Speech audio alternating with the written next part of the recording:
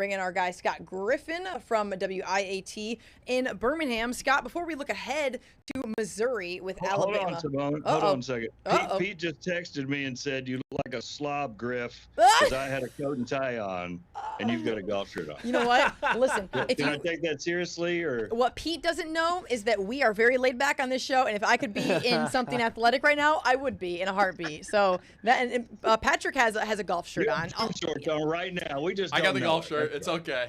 Scott, there you go. See that? I feel better. Listen, already. Scott, I'm wearing tennis shoes right now. Let's just be honest, okay? Like, that is not a lie. I'm wearing tennis shoes. I have a dress on just because they tell me to. So that's where we're at. And it's very laid back on here on Southeast Sports Plus. This time last week, I had a Cubs shirt on. Yeah, exactly. I mean, listen, Gerhard was wearing a Cubs shirt. He forgot his T-shirt for today's game. So, yeah. Listen, we talked more baseball than we have talked about actual football on today's show. Scott, I'm sure you were there in Tuscaloosa. What were your takeaways from that win for Alabama over Vanderbilt? Well, it was payback, obviously. It was an easy deal. And then when Pavia runs his mouth like a clown, it just really makes it easy. Although Vanderbilt really played them pretty well. I thought they played them tough, obviously, there at the end. And the end result of the, difference in points certainly wasn't real because Jam Miller scored that late touchdown. But I thought Alabama played well. They looked like real. They kept their they kept their it was real for the bettors. Yeah. If you're sitting on a 10.5 ticket like your boy, it was nice. It was very real, Scott. That money's real. That money in his pocket's real. I'll tell you that right now. Right.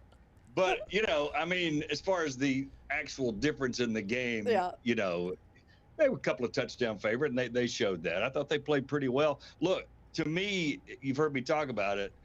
It's the attempts, right? Yeah. They had the rushing attempts on the road in the game before. And they only had 70-something yards, and everybody made a big deal. Oh, they didn't run the ball good. To me, it was about the attempts because the defense can't they've got to be aware of the run, even if you only get 2 yards. And then, of course, Saturday, Jam Miller has 136, first Bama guy since Jace McClellan, and 23 to get 100 yards. So they had 26 attempts, I think, Saturday, too. So 26 the last 2 weeks. If they continue to do that with the way Ty Simpson is playing, then they give him play action possibilities. This is a difficult team to beat. No question. One of the big things for me was at the beginning of the season, they lost that game to Florida State, and everybody's blasting Kalen DeBoer, and they're saying that they're drawing these, in my opinion, very lazy comparisons of he's not hard like Saban is, and get on this guys and get. He just stayed on message, and it's been the exact same message, and his tone has been the exact same. What do you make of his demeanor, what he's been able to do during this winning streak, and some of the ways that his team has improved because of it? I think he has stayed the course. I do think he has become hardened, maybe not to his team so much, but maybe from being surprised at the reaction to being 9-5 in his first 14 games. Yeah. From fans, because again, until you coach in the SEC and then at Alabama or Georgia or Florida, you just don't know. People can tell you, but you don't know. Now he knows, right? So he's done a us against them kind of mentality, as you guys know, us against the world. Keep out all the outside noise, and I think it's working with him. So he has gotten a little chip on his shoulder, in my opinion, from that aspect. Now, to your point. Has he completely changed his coaching philosophy? No. Yeah. He's still going about it the same way. But I think it's been a welcome change for them. And, it's working so far, right? Sometimes it takes some time, Scott, for people. Yeah, sometimes it takes some time for people who aren't from here to realize that bless your heart doesn't actually mean bless your heart. Yeah. So you have to develop that thick skin pretty quickly, especially when it comes to the fan base, things like that. Let's take a look at these stats here from Ty Simpson, because this is a guy who is now in Heisman consideration. And I think that after the Florida State game, the massive overreaction that we saw there, now he's sitting here. He's been really, really good in moments, great decision making. He had that one interception, maybe getting a little too aggressive there in the red in Tuscaloosa this past weekend. But overall, those are pretty impressive numbers. Look at 11 passing touchdowns, 1,200 yards. He kind of cemented himself, at least in my mind, he cemented himself in and I'm not going to say greatness, that's strong. He surrounds himself as he is a very, very good quarterback in that win against Georgia. And when you go on the road and you win in Athens, that was such a difficult, hostile environment to play in. I felt good about Alabama against Vanderbilt simply because this guy looked like he was coming into his own. Now, a year 3 guy, first-year starter, it just seemed as though he was getting more and more comfortable, and he's really, really leading this team in a way where he has confidence too. Oh, there's no doubt. I mean, the numbers when you showed them just then, the one that stands out to me is he has 27 incompletions. That's it. Yeah, that's 27 incompletions. So yeah, he's killing on touchdown interception ratio +10, yardage. But the guy is so accurate with the football, making all the right decisions. Why would he not be a Heisman candidate? I mean, name me a quarterback playing better than that cat. I agree. I can't. Because somebody said if his last name was Manning, he is the by far in a way favorite to be the Heisman winner. If his last name, but he has kind of popped up on the scene in this. Okay, he's been there in Tuscaloosa and just hiding in the depth chart for the quarterback situation. As we know, as we gear up for this Missouri game, this is not the Missouri of past. This is not a Missouri team that it's like, okay, this is a glorified bye week, so to speak, on your SEC schedule. Nobody knows that more than Kalen DeBoer. We'd have a chance to hear from him on what the rest of this kind of slate looks like. Let's take a listen before we dissect Mizzou. Yeah, I think there's always been times where you look at a month and you're like, back in whatever month in the spring, the schedule comes out and you're like, okay, that's going to be a grind. But you don't even look at it that way. You look at one game and you focus on that one game, and that's what we did against Georgia, and that's what we did against Vanderbilt, and now that's what we got to do against Missouri. You focus on only that game, and when you do it, all of a sudden you find yourself going through the month and you're like, okay, like we've gotten better, and okay, we got the win, and again, just focusing on the process, focusing on what it has to look like as we refine everything we're doing. Just competing at the highest level. When you just focus on those things that you can control, the schedule, you work through it one by one, and you end up usually, if you got the talent and you got the people and you catch a break here and there, you end up on the right side of it.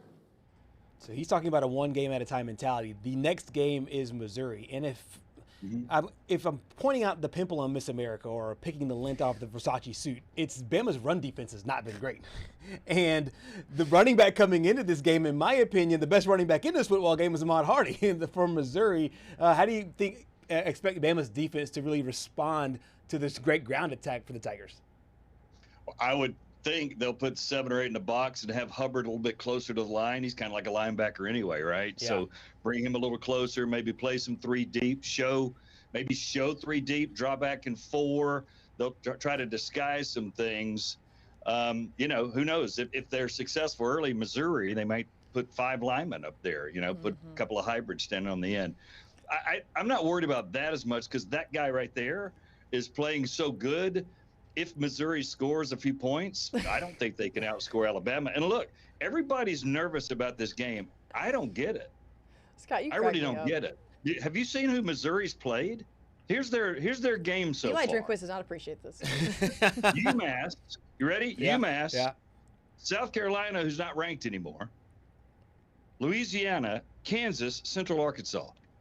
Well, who have they played that's even of Wisconsin's caliber? Nobody. So everybody's, they're going on the road against Missouri. I think Alabama's clocking this team. I know the line's, 3 or whatever it is. I think Alabama's clocking this team by 2 touchdowns. Yeah, okay. Well, I think let me point to the fear what I think it is. Let me use a stronger word, Gerhard. Yeah. They're skull dragging this team. I love Scott. So I think the fear comes from one place, and I agree with you. The line really doesn't make sense. To me, it comes from kind of actually 2 places. Number one, it's the 11 a.m. kickoff on the road. Are you sleepy? Hates those. And then secondly, Tennessee is 7 days later. I think it's the only thing like, hey, is this a look-ahead spot for Alabama? This might be a bit of a trap game. And with Missouri coming in with such a great offense, do they just keep Ty Simpson on the bench the whole time and just run Ahmad Hardy and then just try to control the clock? I think that's the place where fear comes from the Bama people. Yeah. And they could do that because Alabama's done well at controlling the clock the last 2 games. So it could be one of those battles. To Simone's point, though, this isn't Missouri popping on the scene like Vandy did last year. They've been pretty good. Yeah. Eli Drinkwitz is a good coach. So I don't know if you can overlook them. and Tennessee has a loss, and it'll be a big game, but it's always a big game. So I don't know if you overlook to go looking at Alabama-Tennessee game. I don't think they'll make that mistake. And then the taste of Florida State is not far removed, let's be honest. So, it's not like it's 10 weeks from now. So I don't think that would happen. I again, got Alabama beating this team. I don't want to say easily because it is on the road at 11 o'clock, but I don't think there's going to be a lot of fingernail biting by fans in this game. So tell me this, Scott. We didn't get a chance to talk to you ahead of Vanderbilt. Did you view Vanderbilt as a bigger threat just because Diego Pavia runs his mouth? Because here's the deal. Eli Drinkwitz is he'll go out there and he'll spew some stuff at media days, and he'll every now and then he'll pop off about something. But for the most part, he is kind of an even-keeled guy. He's one of those slow build guys. He's kind of what Lane Kiffin has become after Lane started to get, dial himself in a little bit. And let's not forget, Eli feels like, in a lot of ways, you look at last year's schedule, they were not too far off from being a team that could have been contending there for a playoff spot if the ball had maybe gone their way in the South Carolina loss. Obviously, they lost to Bama and A&M pretty handedly, but it's not like this team is that far away, whereas Vanderbilt just popped up. Everyone's so afraid of Vanderbilt, so I'm just wondering where the confidence comes from. I love it. I'm just wondering where it comes from there. Well, I think Alabama's always had trouble. I think this was the first running quarterback that they've beaten in the last 6 attempts. So running quarterbacks have given them trouble. They give everybody trouble. So I don't know if I buy into that stat. Running quarterbacks give everybody trouble. Bama fans will look for something to complain about, Scott. You know that. Right. You know how y'all are. Yeah, exactly. But Missouri's probably a better overall team, to your point. I get that. And to Gerhard's point, they've got a good running back, and they can run block very well. But I just think, you take away the run, you focus on it, you make them pass. Yeah. I don't know. I kind of trust Alabama's secondary. I don't know. But the biggest factor, if you're asking me what my biggest factor is, it's the fact that he played nobody. Yeah, I don't know how good they are. You are not wrong about that. But who wouldn't be undefeated against that if you're decent? I mean, they had a tough game to get them ready for Alabama. Have they played anybody close to Alabama? No. No question about that, Scott. Meanwhile, on the other side of the state, Auburn gearing up for the Deep South's oldest rivalry after a bye week. There have been moments where we early on where we thought Auburn might be something special, and there have been a lot of more moments after that where we thought, okay, this is probably not going to turn in the right direction.